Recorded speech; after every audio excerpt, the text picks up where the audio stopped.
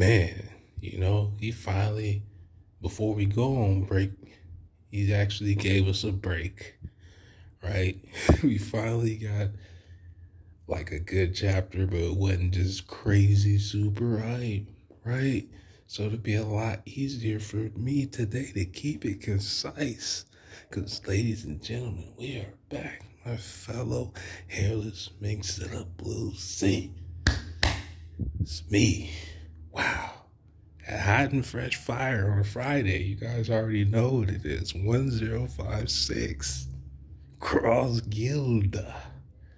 Now, first and foremost, I'm just glad we got a cover chapters back because, man, look, I appreciate all the color spreads and the artwork that we've been getting, but y'all know how I feel about cover stories, right?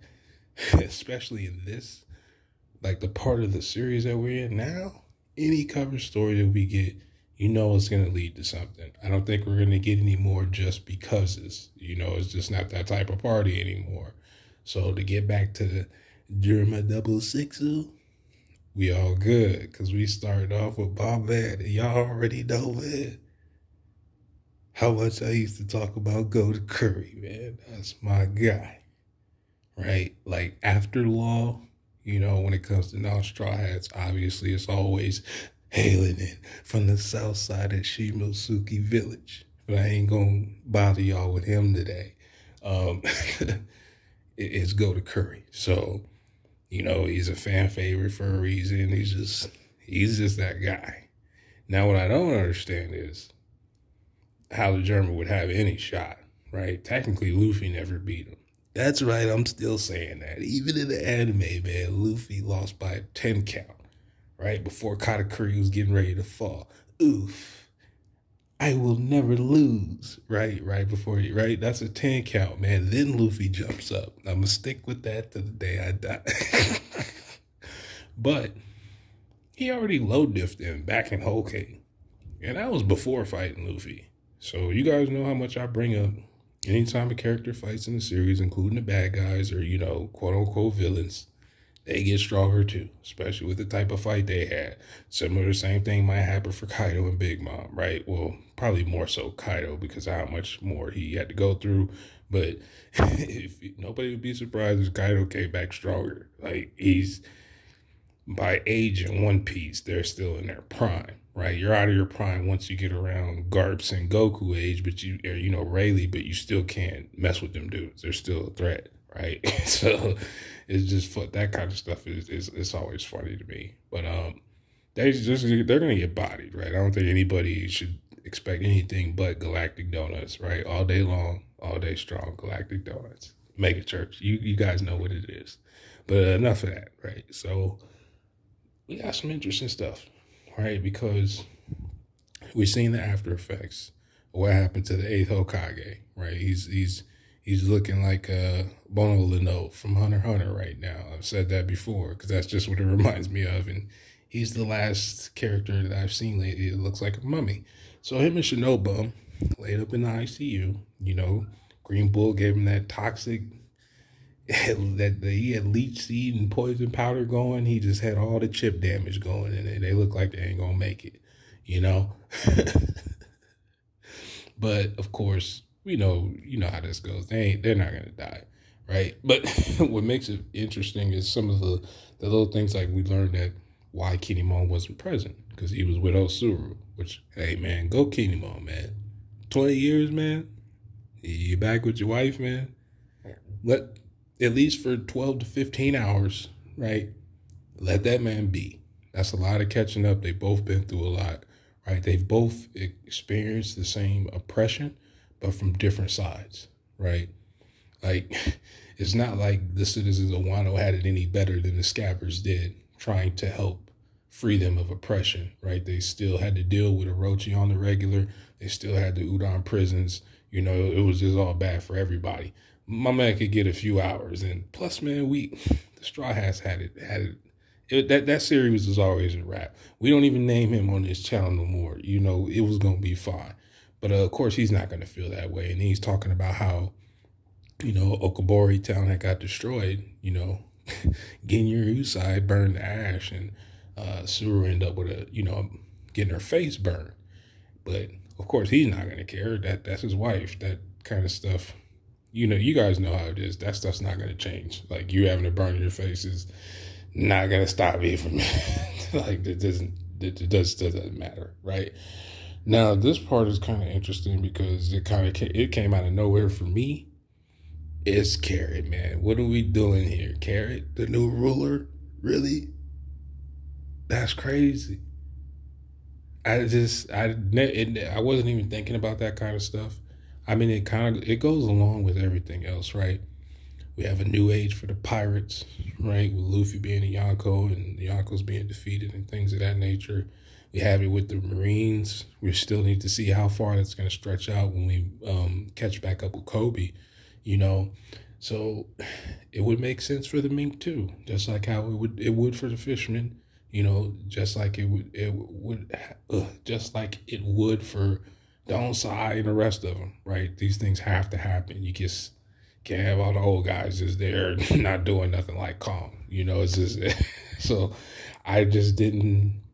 I didn't picture Carrot, not gonna lie to you on that. I mean, I understand why, right? They even bring up Pedro and having Pedro's will and things of that nature. But Carrot's like, yo, I was getting low diff by Perolin. I shouldn't be the new ruler. You know what I mean? But when you have support similar to what's going on with Momonosuke, you know, if there's enough people there to support you with wisdom and experience, right? And who understands the terrors are out there in the world, because Carrot has never traveled besides, you know, with the Straw Hats. She has no idea of the outside world. There's a support system there. So that'd be all right. It's just hearing Carrot rule anything besides grass. It's just, that's kind of wild to me. But hey, shout out to Carrot, man. Some people deserve to fall up. And I guess Oda felt like she was one of them. So, and then we cut over to, speaking of generations changing, right? We finally get the moment. Because based on what Sukiyaki was saying, you know, he probably would have lived the rest of his life and never showed his face to them. I didn't believe that. You guys know, we talked about that. It just kind of didn't make any sense, right? Especially after revealing himself to Robin, of all people. You weren't going to reveal yourself to the Straw Hats in any way, shape, or form, and not your own grandson, right, and granddaughter. They wouldn't have let them get away. They wouldn't have left Wano without that happening. For as much as they talk about not being nosy, right? So that was pretty cool. But Sukiyaki met Momo before, right? When he gave Emma to Zoro and the situation with Abi no Habakiri, right? I don't remember Hiyori being there because I know there was that time period where Hiyori was basically saying that she shouldn't see Momo until after the war, you know, that whole situation. And so for them to, basically all three of them, right, were never allowed to be around each other and go through this journey. Boom, we back together. You know, they both had the same person in common, right? Sukiyaki couldn't save Oden. He couldn't save Wano, right? He couldn't save his grandkids, right? His grandkids end up leading to saving their father after he died.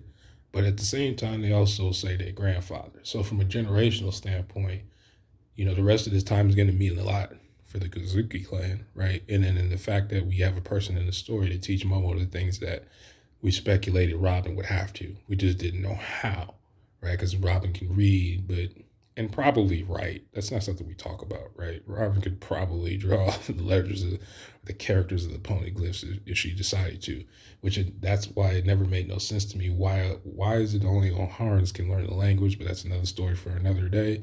But it made sense to me that it would have been Robin to have to teach Momo, which fell back on the older theories of Momo coming with us instead of staying here in Wano. That was before, you know, things changed. But those are the kind of ideas that are out there that made sense. And since we have somewhat of an understanding that, at least from what I see, you need a character with the voice of all things and the ability to read, write, or transcribe the poneglyphs to get a complete picture, right? Because Oden couldn't hear things with the voice of all things the same way Roger could. And then with vice versa with Roger, you know, not being able to read or write their language at all. He can just barely pick up on the language from the voice, you know, which I still in the series, I want to hear a poneglyph, what it sounds like spoken. I don't know if Odo ever do that. Probably not, but it's just something I think about. What does the language sound like, and does that matter, right? Given how sound and heartbeats and all these other things seem to take place in the story, the language of the poneglyphs and what they sound like, I've never talked about. But anyway, as you guys know, I pay attention to the most random of things. But that was a cool moment. Like I said, I liked it. I thought it was pretty cool, and it's somewhat necessary. And of course, Galaxy Brain Kinemon had no idea the whole time. Scabbard, sure, they were like, yeah, but we weren't gonna put your business out there like that, man. If you're not ready to, we're not gonna do it for you. Out of respect, and it's already within them because they serve the Kozuki, right? That it would be wild for them to do something opposite of that. And then we cut finally to the Straw Hats kicking it together. Everybody on panel, finally. Some of the best panels just to look at, especially now. And we get Robin explaining. About, I can confirm that Pluton exists, even though I didn't see it. I'll call cap on the not seeing it part. All right, there's no way you're going to get me to believe, because we got 2 time skips in this chapter, right? One day to represent in the beginning of this chapter, right? The next morning, Shanks is gone. We don't know whatever, of course. He was done promoting Phil Rim. He was like, yo, it's out in Japan already. I'm out. Right? But we have that. And then we have, quote unquote, a few days later, time passage, which is brought up at the end of the story, or towards the end of the chapter. So we know about 3 to 4 days have passed.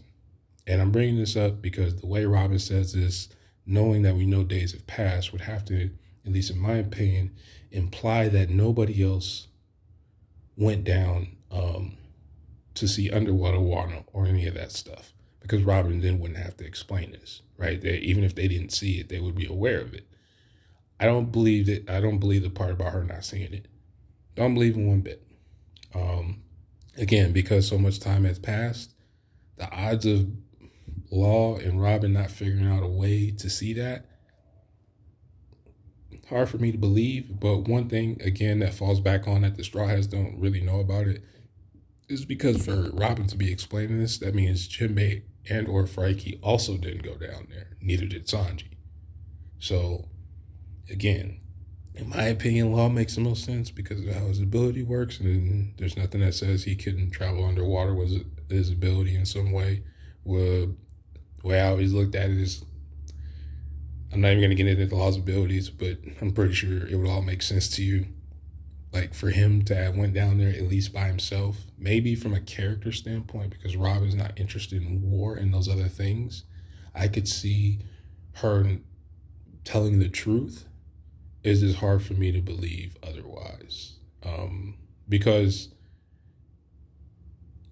I don't know. I figure, like, if Robin didn't say nothing about the Pluton being in Wano this whole time, and she knew all the way back in Alabasta, if we found out that, towards the end of the series, when this stuff comes back into play, if she actually did see the Pluton, there was just no reason for her to talk about it again, because how she has treated that type of information, like, I could see it. But I will take it at face value. Benefit of the doubt, Rob is telling the truth. I'm not buying it with Law. Law wants to know way too much, and for what he's trying to do and what we can speculate the Pluton may or may not be, no, I'm not buying that Law didn't view it with his own eyes. If he didn't go down there and, if it's a living creature or not, who knows? That's still speculatory. But given his abilities, again, I brought this up with the silent bubble for Corazon. It wouldn't be shocking if he had a way to use room to go underwater. That would, like, if it worked enough to stretch a weapon out, to stretch all the way down from Onigashima and stab him to the ground when he fought Big Mom, why wouldn't he be able to build a diving suit with it? I'm not saying that's what he did, but it seems like something that's within his ability at this point. So I'm not buying that he doesn't know or he didn't see what it looked like. That's just where I'm coming from.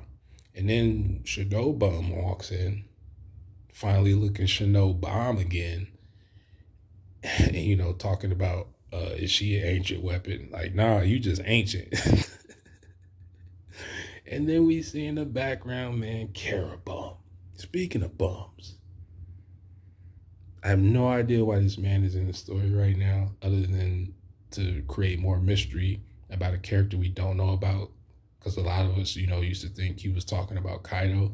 But honestly, once we got to Wano, it didn't make any sense anymore, as far as I was concerned, just because why would Caribou, especially after the Sukiyaki chapter kind of confirmed it, but I just always thought, like, why would Caribou need to go to Wano to tell Kaido about something he probably knows about already? You know what I mean? But now we have a second time he finds out about another ancient weapon just lurking around like a camper, cold-blooded, ghost, all that good stuff.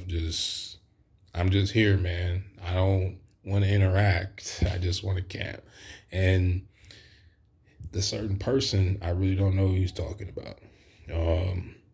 Even all the way back then when we first learned about him, we used to think, okay, it could be Kaido.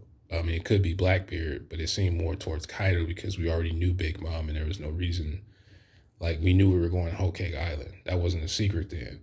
Wano was not, we weren't really sure about the situation with that. And as Kaido became like the main antagonist of the series at that point, it just kind of pointed. See, I even talk about Kaido and you start hearing sirens and stuff. they just know because he's probably not dead, right? He might be as memey as it sounds. And I did say it like that on purpose. For him, Kaido and Big Mom or at least Kaido to be near Pluton wouldn't be that wild, right? But the person that he's saving this information for, if it's not Kaido, it's just like, well, other than Blackbeard, who else would be a threat? He's not doing it for Shanks because odds are he's aware.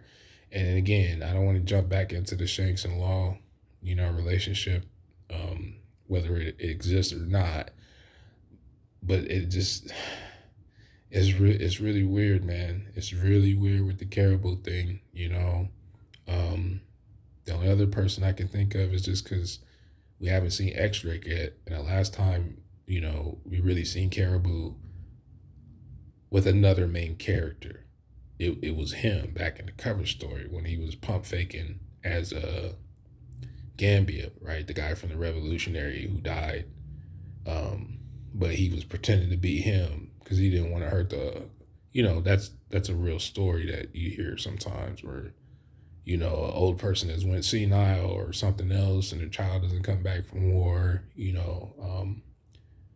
that situation from the cover story.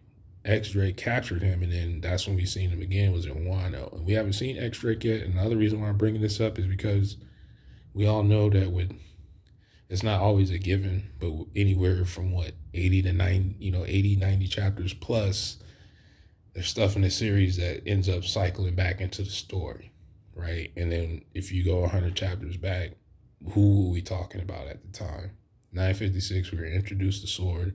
In 957, we got God's Valley incident. Now we got these crazy chapters, what Shanks just did, and then we got the Pluton, and then we got Lodestar, Poneglyph information in this time span. And then if they're showing the new age for everyone else, and we still haven't seen Kobe yet, with the way that the chapter ended, which I'll get into, I'm just saying, because of the law, like the way Law's face looked, things could get weird. But the Caribou thing, again, if he's not working for the world government, maybe he's actually working for the Rev. I doubt it, though. Blackbeard just seems, we just assume Caribou is a bad guy in a sense, so that makes the most sense. But at this point, he might have been working for Buggy the whole time, right? I don't know. But I did want to mention X-Drake because that was the last person I remember him being around as far as a main character, or somewhat of a main character, right? And then, now here's the part where I think it's going to get cool. Because I guess while I was reading it, I was picturing what I thought Toei would be doing with this part of the story, what they'll do with this episode, right? Because we see Shogunosuke looking for who? Looking for Zoro. I'm just going to leave it at that, right? Look, hey, Zoro. I need some more lessons, dog, right? But they're gone. And he's scrabbling around and he's saying a different Straw Hat's name. And when they show Hiyori and Otoko, they're both playing the shamisen. And I think you guys know where I'm going with this now, right?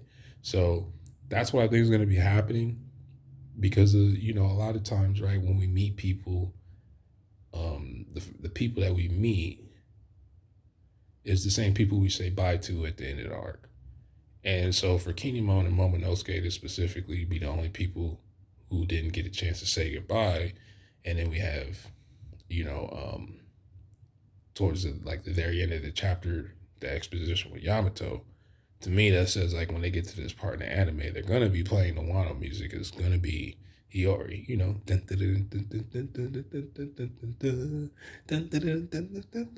you know, they're gonna be jamming, and this is gonna be Otoko right there. This is gonna be cool. And they're gonna do the panel, right? They're gonna pan over all of Wano, like almost the same way we came in. The first thing we seen was basically the castle with the flower capital with the big tree over it, right?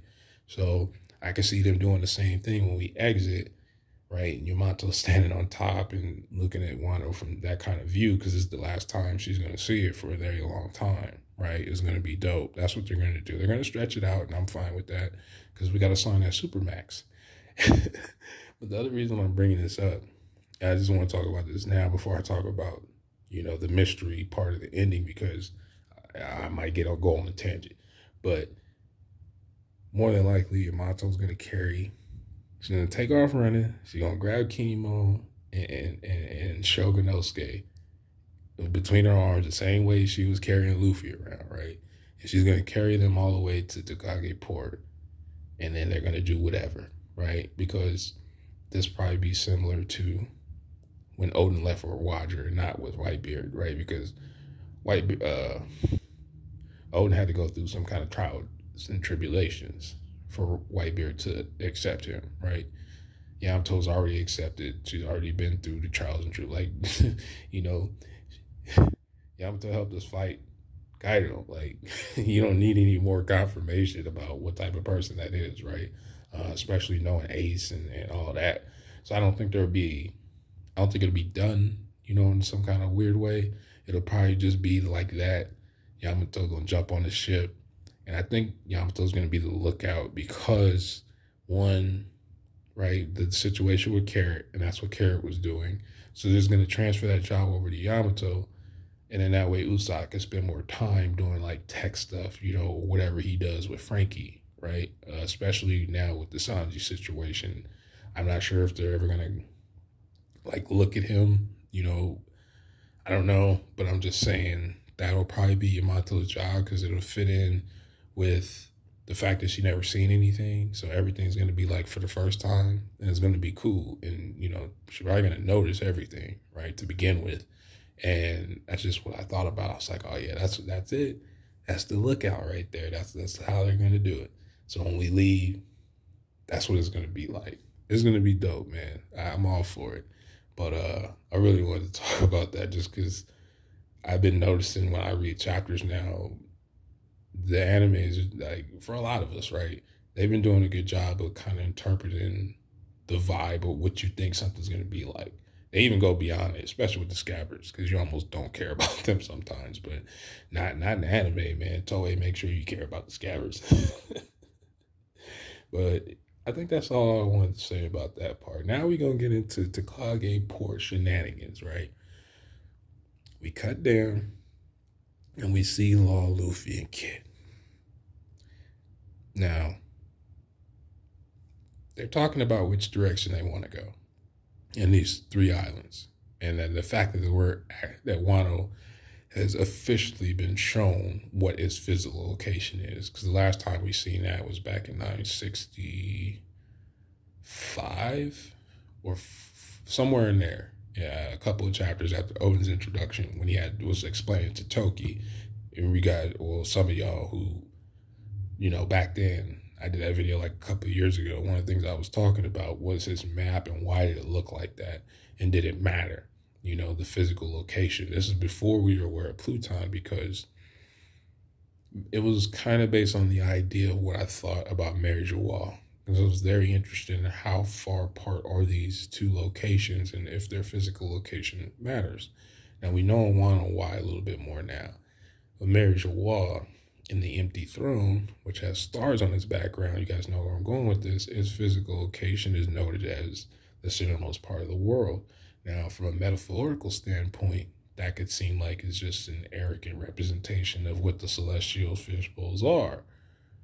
But we know things are usually not that simple, and its physical location probably matters. So I used to try to figure out, even though I never ended up being answered, how many days does it take to get to Wano? Because we know people travel there. The who shall not be named, the fraud, flew there with his, Mokotan no Mi. So it can't be that far. But I always wondered about that. And then seeing Law give a diagram, of where it is in the Calm Belt. And if you notice, and I talk about this sometimes, where every time we're shown a map in the series, the very next time we see another map, it's never the same direction, orientation, or any of that. This diagram is somewhat close. If you turn it 90 degrees, it's similar to Odin's map. So you can kind of tell, like, okay, I see what's going on here. The only difference is on Odin's map, at least in the viz, they pretty much depicted in a way where you can tell the intersection of where the red line and the Grand Line meet. So I don't know how much that's going to matter for where these three islands, where, Law and Luffy and Kid are going to go. But I just find it interesting that after all these chapters, it took almost 100 chapters just for Oda to tell us where Wano's physical location really is. And with it being in the Calm Belt, all I thought about is Amazon Lily and what they potentially are going through. Right, especially because of the way that this chapter ends, figuring out what Cross Guild is. Because out of the New Age, we've seen parts of the New Age of the Marines, but we haven't seen Kobe yet, and how that situation affects Boa Hancock. Because now we know. Oh God, we know. We know where Goathawk is now. So the rest of the Shichibukai are undetected for the moment, right? We still don't know what's going on with Weevil. The rest are all accounted for as far as I know. Well, not Julie Barley, since we found out. Well, that's a supernova, but you get my point. It's wild, man. That's all I'm going to say about that. It's wild that they're leaving now, and Long won't be a part of the story as much, and that hurts for me. You guys know that's my guy. That's my favorite character in the series. That's not Zoro or Luffy or something. So, and Katakuri. Those are like Akainu. That's pretty much my top 5 right there, like in a nutshell. So, him being gone is going to suck, but it has to happen. He has a lot of stuff to do. And now, this is where stuff get crazy, right? Not just the transition part, because we're going to different islands now, and we know which direction, right? Kid brings up something interesting, right? He talks about the way he words it is just as wild as the fact that you don't know who he's talking about. He says the man, with the flames. That's not exactly what he said, but you guys know what I mean. It already implies, right? Sabo, possibly Aokiji.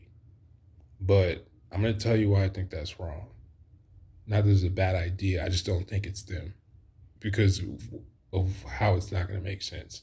I think we're being tricked with the panels because having Robin and both Law, who have been together a lot recently, given some of the information in these previous chapters, right? Including important things like the poneglyphs. Why would their reactions be so much different? So this is what I think in my mind, right? We'll get past the obvious of Sabo and Aokiji. It doesn't make sense because Sabo was just given a nickname a couple of chapters ago for Kid to be going after him specifically, in my opinion. It just doesn't make any sense. It doesn't add to anything because the way Kid was talking to Luffy, it was implying that either A, both Luffy and Robin don't know who that is, right? Which that wouldn't make any sense. Sabo was just given the nickname Flame Emperor a couple of chapters ago, so why would they change his name to something cryptic now? That doesn't make any sense to me. B, How does it help Kid to go after the Revolutionary Army? One, they barely made it out of Wano. His crew is nowhere as strong as the Straw Hats. And so to go to take on the Rev that doesn't make any sense. Not that Kid always makes sense, but that doesn't make any sense. What does it really gain you? Like, unless you're trying to collect Sabo's bounty. That wouldn't make it, but how are you going to collect it? You see where all these problems lie in. The second person, and for that, Robin and Law wouldn't respond that way. Law's face, it almost looks personal, like he's ready to murder Kid right now for what he's saying. He wouldn't feel that way over Sabo. However, Sabo is a character we know both Robin and Law have been on panel with at the same time back in Dressrosa, so they know exactly who that is, just like the rest of the world does, right? But even more so with them because they met the man and they know how important he is to Luffy. So indirectly, that would look disrespectful towards Luffy. But at the same time, it doesn't really mean anything because he tried that with Shanks and you see what happened. So for it to be Sabo, it doesn't seem like there's anything to gain because the way Kid words it, it makes it sound like Luffy's at a disadvantage for not knowing who this person is. I'm not saying it's impossible. It just doesn't make any sense. But you know how we can get sometimes in the community. We have an idea. I just don't agree with it. Same thing for Aokiji. Does it make sense based on the description? Absolutely.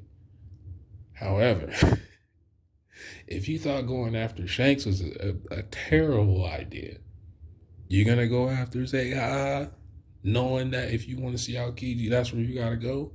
Now, again, Robin to have a surprise looked, I could understand that if that's something he's called now. And Luffy wouldn't know it because the only time that he even learned about that was from Jinbei back in chapter 650. So he wouldn't know if there was a new moniker for Aokiji, right?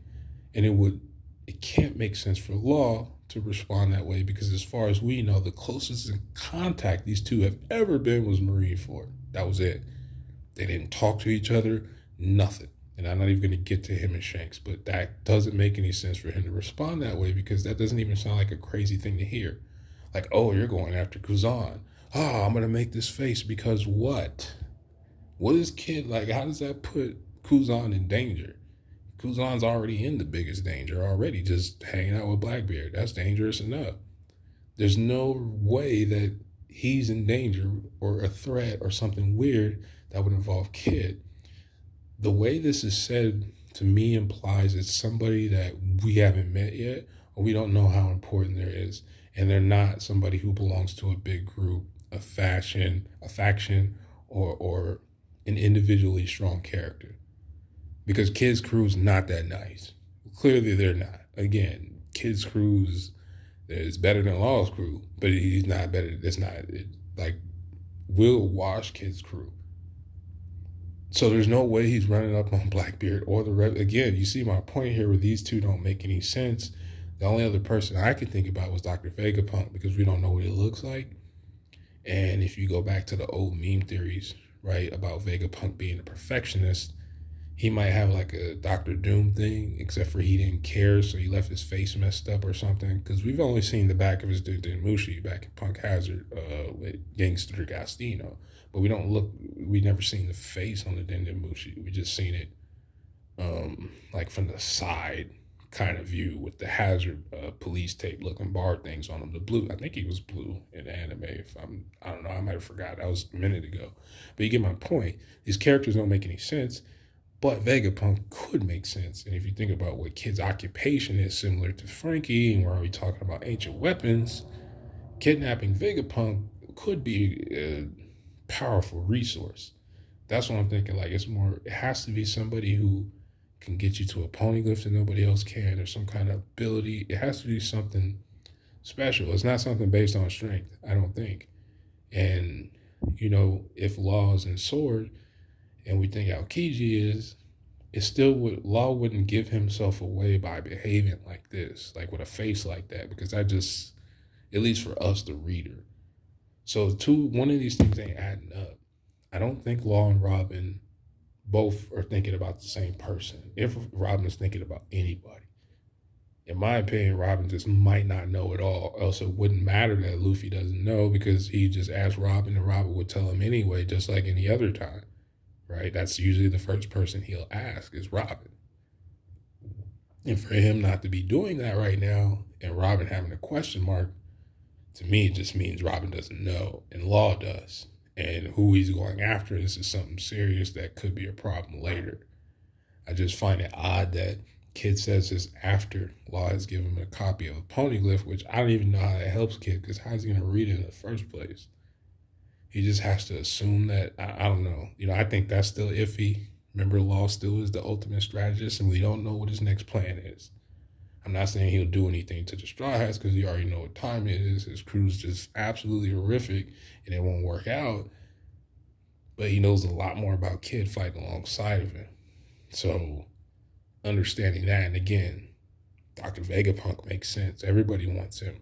Wano wants him. The world government may or may not have it. We just assume he does because of the SSG. But if he was able to do what he did with Kuma, who's now free, who's to say there's other things he hasn't done before or will in the future? It's just that because he's a scientist in a way so far in the series, the way scientists have been portrayed, the only quote-unquote good scientists that we've had are Law and Chopper. You know what I mean? So I don't know what's going on with that one. I'm just not buying the Sabo and Aokiji thing. I think that's misinformation, that we're being misled with that one. Because it's just, I'm not saying it's not possible. It just doesn't make any sense on how that gives Kid an advantage. And again, Law and Aokiji could have met during Punk Hazard off screen. I could see that. Because there was that crossover period from whenever the time, Doflamingo got there to start wiping out Smoker. Aokiji could have already been there at some point, Depending on how Awakenings work, as soon as he steps foot on the ice, he might be able to sense certain people. I'm not going to take it that far, but it wouldn't, it wouldn't be that crazy, especially now what we see from Shanks. But, yeah, that's really wild, that situation. Like I said, I don't have any ideas but Dr. Vegapunk. But if it's not him, it has to be somebody that provides something that nobody else can in the story. Now, this Cross Guild thing, it looks dope. Sounds like the name of a video game, but I'm telling y'all right now, I feel the same way Zoro did. Either these scars represent the fact that Mihawk had to give somebody some work off screen, and then given we didn't even see Shanks fight, but we know what he's capable of, and we know what Zoro did, to King and Kaido. For him to be scarred up, either that's like a, we going Dr. Hogback creation type stuff, or he's had work done to him. Something about that is fishy, but it's Buggy D. Yonko. And this man has gotten away with everything in the entire series, just like Luffy has. Like, even Luffy was like, don't believe the hype on Buggy, man. He's a clown. Like, he's a moron. Like, it's bad when Luffy look at you and go, you have more plot armor than I do, bro. Like, he's a phony. And I like how Luffy flexed on people this chapter because he's never really cared about titles, but this is the first one. Like, oh no, he cares about this one. That's something. Even as a joke, I don't care. Yeah, he can say it now. I think that seals the deal on that, because it's like the last time he was called an emperor, he never said it himself, but this time he does. So I'm just like, yeah, see, the Phenom from Fushia know what time it is. But that was a crazy chapter, man. Like I said, I don't want to say much about Buggy because anything is possible with this dude at this point. And for him to have Gohawk, it just makes me think, like, for Mihawk not to be with Shanks and Buggy instead, it's just, that looks really wild. Like, I don't know if it's because Oda's like, yo, if Shanks and Mihawk are on the same crew, it's too broken for the series. Like, it's just too broken. Like, I gotta stick him with the clown, Or either that or Mihawk lost a bet with Shanks, and Shanks was like, you gotta be with Buggy now, And I don't know. You tell me. But anyway, y'all be safe out there. I'm glad that we got we got a good chapter, but nothing too crazy. We could bring it down a notch, and just now we're back to the mysteries, man. Scooby-Doo hit the mystery machine. Be safe. We'll be back. I don't know, maybe tomorrow. Probably more like Tuesday, though. Tuesday's usually a good day for me. Have fun with the streams out there. Some of y'all probably see tonight on Discord and so on and so forth, man. Peace out.